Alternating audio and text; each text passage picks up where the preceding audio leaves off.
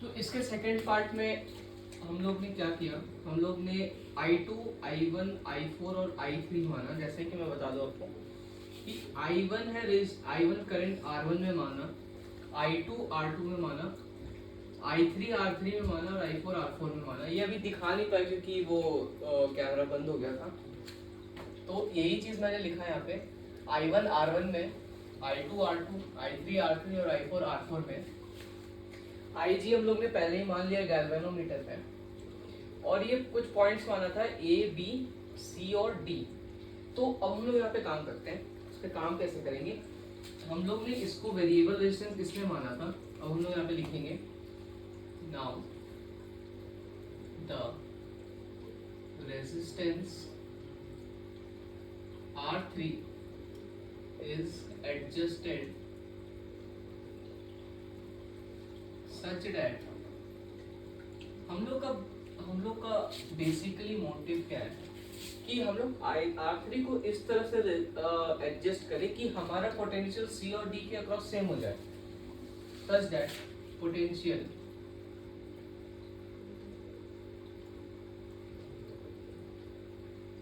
at C and ये वाला D is same। तो यहाँ से क्या लिखेंगे, this implies BC equals to BD। ये हो गया एक पॉइंट। अब जब हम लोग ने ये कर लिया तो इसके बाद होगा, अब हम लोग किरचॉफ लॉ लगाएंगे। तो इसका मतलब हो जाएगा thus current eight galvanometer zero हो गया, क्योंकि पोटेंशियल यहाँ पे सेम है। करंट तो फ्लो करेगा नहीं गैल्वेनोमीटर के थ्रू, तो करंट यहाँ पे IG कितना हो गया, अब जीरो हो गया। यह मैंने दिखाया कि अब जीरो हो गया। अब किरचॉफ लॉ लगाएंगे, तो हम लोग एक बार लूप में ऐसे घूमेंगे और एक बार लूप में ऐसे घूमेंगे। अब किरचॉफ लॉ का बेसिक होता है कि लाइक आप करंट और रेजिस्टेंस के डायरेक्शन में घूम रहे हैं, तो वो बेसिकली वहाँ पे वोल्टेज क्या होगा, ड्रॉप होगा। अगर उसके अगेंस्ट में घूम रहे तो प्लस होगा।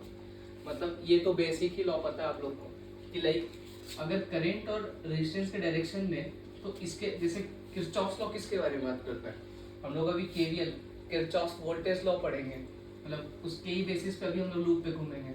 तो बेसिकली अगर किसी को नहीं पता हो तो ये बता दो, V जो होता है वो IR होता है, ठीक है। तो इस चीज के लिए अगर हमको यहाँ पे देखना है तो ये I1 R1 है, यानी यहाँ पे हमको V1 मिलेगा।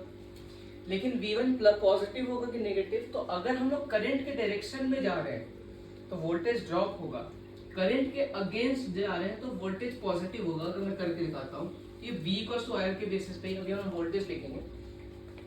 किरचॉफ वोल्टेज लॉ ये बताता है कि आपका sum of total potential in a loop जो होता है वो टोटल जीरो होता है। तो अभी मैंने बताया कि I1 R1, तो हम लोग क्या लिखे माइनस, तो पहले लिखते हैं, पहले हम लोग आपको लूप के थ्रू समझाता हूँ। अप्लाइंग KVL, आप पूरा लिख लेना Kirchhoff voltage law in ACDA, पूरा लूप लिखना, ठीक है। ACDA in loop ACDA। हमने किस लूप को लिया पहले, ACDA। कैसे घूम रहे, इस ऐसे घूम रहे, हमारा डायरेक्शन क्या है घूमने का, ऐसे ऐसे घूम रहे।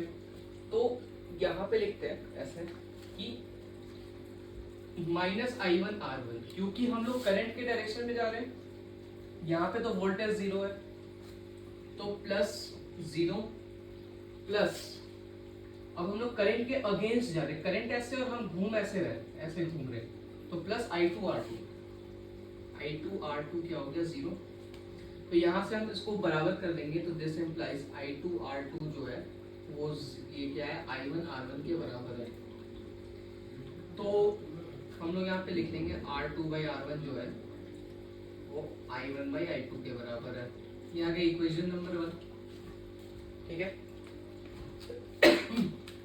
अब हम लोग थोड़ा सा अब फिर से लिखेंगे, अप्लाइंग KVL इन लूप। इस लूप के लिए लेंगे अब CB, अब हम लोग ऐसे घूम रहे हैं तो हम लोग लेंगे CBDC। आप कैसे भी ले लो, BDCD, ऐसे नेमिंग का ही बात है। तो CBDC,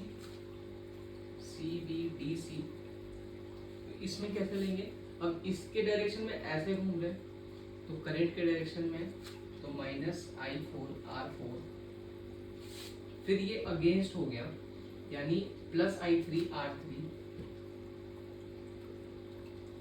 प्लस ये तो जीरो ही हो जाएगा, तो ये हो गया जीरो, तो this implies I three R three is equals to I four R four, then R three by R four is I four by I three.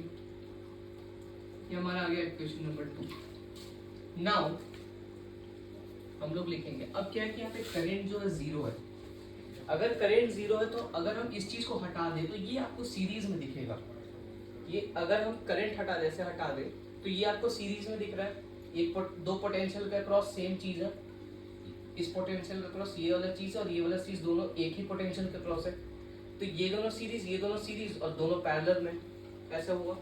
तो now IG equals to zero, therefore हम सीधा सीधा बोल देंगे कि I1 जो है I4 के बराबर एंड I2 जो I3 के बराबर,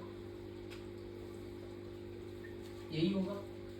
I2 जो है I3 के बराबर, I1 जो I4 के बराबर।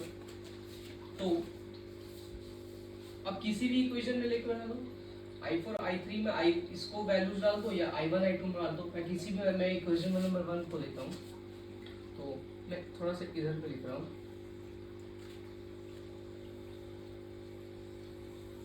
थोड़ा सा मैं इसको इस तरफ लिखता हूँ। देयरफॉर यूजिंग इक्वेशन नंबर 1, अब मैं इसको क्या करूँगा, R2 बाई R1 जो है उसको मैं I4, क्योंकि I1 I4 के बराबर, I2 I3 के बराबर, तो बोल दूंगा I1 सॉरी I, ये हो जाएगा I4 और I2 जो I3 के बराबर, तो ये हो जाएगा R3, और इसको कर लेंगे कंपेयरिंग विथ इक्वेशन नंबर 2, हमको ऐसे मिल जाएगा R2 by R1 is equals to R3 by R4। ठीक है, यही आया R3 बाई R4, तो ये आ गया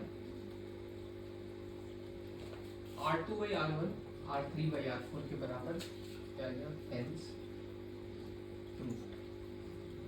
एंड में लिख देंगे, खत्म करेंगे, यही है हमारा पूरा